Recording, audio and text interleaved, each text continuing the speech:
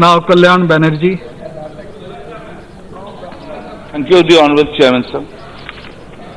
The first, broadly I agree with the various clauses of this bill, excepting one place I will just cite to you. But I have to speak on certain things. Cheat funds enacted in 1982. From 1982, the cheat funds are working. There are the regulatory agencies. There are unauthorized cheat funds who are being run. Why the regulatory agencies like Reserve Bank of India, SEBI did not act. No step had been taken by RBI and the SEBI at all. This is my first contention. Why? Why they did not? Had they have taken these steps, we would not have faced this situation at all. Right from 82. It is not from yesterday. Therefore, why not from 1982 steps have not been taken and allowed to run the cheat fund without having any license? And why they have not able to catch the persons who are running these unauthorized cheat funds at all? Now, sir, to you, sir, I just put you, I just inform you. Is the cheat fund is a valid business? Is it true? Spongy schemes are invalid. Is it true? If cheat fund is valid and spongy scheme is invalid, how a common people will make a distinction of the cheat fund and the spongy scheme? What are the procedure? Sir, recently we have come to learn that the standing committee's meeting, which is being referred to, one of the member of the committee put a question to the Governor of the Reserve Bank of India. Why the title is cheat fund? The Reserve Bank of India has answered it. It is not CHEAT fund but CHIT. Right?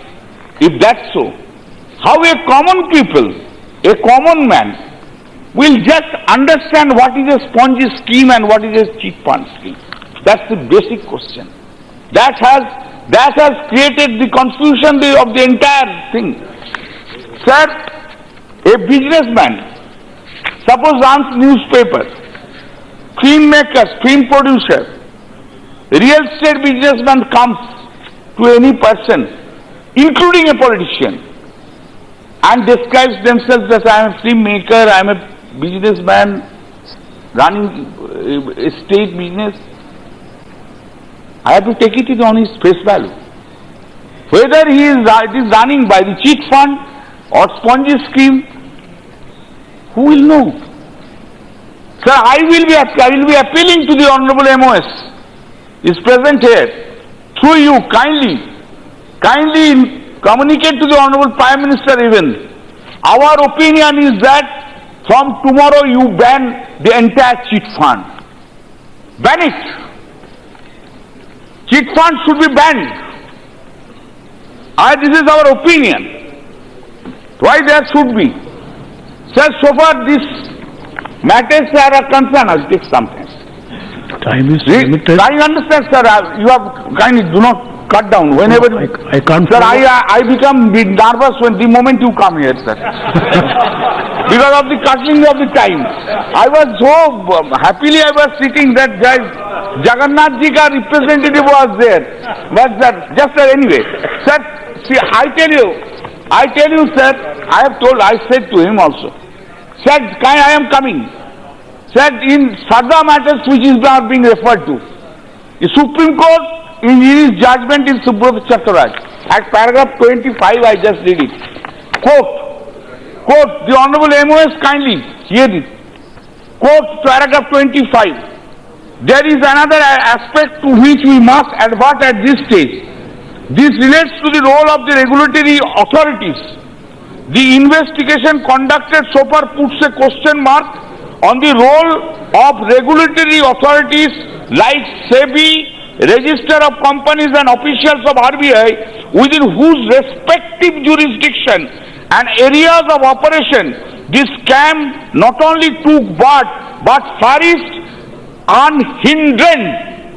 Mr. Synopsis filed by Mr. So-and-so names some of the officials belongs to these authorities and give reasons why their role needs to be investigated.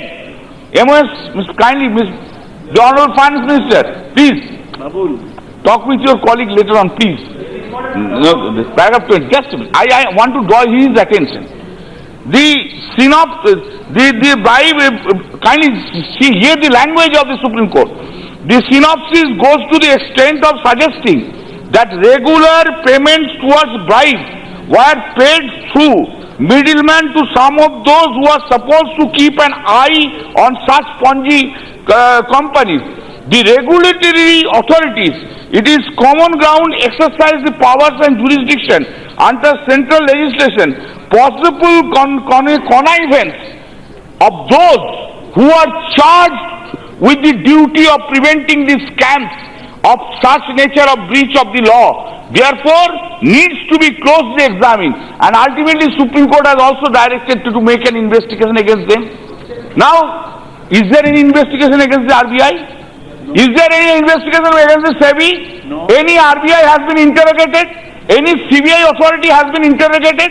Any regulatory agency has been interrogated? Any person has been arrested? Any person has been arrested? Supreme Court has clearly saying they are taking bribes. They are taking bribes. It is the language of the Supreme Court, it's not my language. Therefore, what is the steps? You are giving the power to the RBI. You are giving the power to the SEBI through the agency. You are creating a competent authority. I don't mind. But the question is whether they are working or not. They are not at all working. Sir, there are acts also.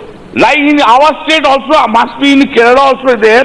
Our state also, the act is the West Bengal Protection of Interest of Depositors in Financial Establishment Act 2013, which assent has been given on in 2015. President's assent have got it. Now the bill has come. I have only one point so far in respect of the bill. I am not going to any other part. Sir, you know that whenever in the law and order, it comes within the seventh schedule, second list. Entry 1. Entry 1, and 2. right? Therefore, if any offence is committed, it would be the state's power. Now, what is being done? Under section 30, subsection 2. Fortunately, you are here. I will get the chance to speak on the legal things. The reference made by the competent authority under subsection 1 shall be deemed to be with the consent of the state government. Sir, you know, this deeming clause is a legal fiction, nothing more than that. It's a legal fiction. Can a legal fiction be made an explicit legal provision in one statute at all? It cannot be done. So, but therefore, you are taking away, you are interfering with the power of the state itself. Let's understand. Suppose a crime has been committed at Kerala, then the Kerala police officer etc. have the jurisdiction. He can also come to the West Bengal also. Therefore, why this power? This is a jurisdiction. You are really hitting the federal structure of the Constitution itself. Can you, sir? The question is whether a power which is under the second list of the 7th schedule can be exercised in an indirect manner under the list 1 of the 7th schedule. The question is this. Therefore, this portion really ultra virus. This portion really ultra virus. There cannot be any deeming provision, sir. Sir, I have another thing to say and I will finish it. Why the people are running for? These cheat funds, Ponzi funds, etc. Why? Reason is simple. Ground reality is this. Every day you are deducting the interest. Every day you are deducting the interest. Either bank interest or this small space saving interest everywhere. A common man, a pensioner, and a widow, a divorced woman, a poor man, they depends upon this his small savings, or he just passes on his days on the basis of interest. Therefore, it is the government, rather you are forcing, you are pushing the people, common people, poor people, go indulging, go and take money from their loan. In an indirect manner you are doing it. It should not be done. If you want to stop it, if you want to stop this Ponzi scheme, if you want to prohibit it, you prohibit cheat fund, you also do increase your interest so that people must get the interest itself. Otherwise not. So another last, I will finish it. I have heard so many things. I have heard so many comments. We have heard Sarda, so many, Rose Valley, so many things. My question is today, proceeding in the floor of the parliament, today my question is to you, before the nation knows, when the Supreme Court has done it, in 2014, CBI is making an investigation, it is 2019, charge sheet has been filed. Why not the trial? This has been begun. Why the trial has not been commenced? Sir, speedy trial is also a right and protected under Article 21. Sir, an accused, similarly a victim, both are enjoying the right under Article 21 on the Constitution. Both are enjoying.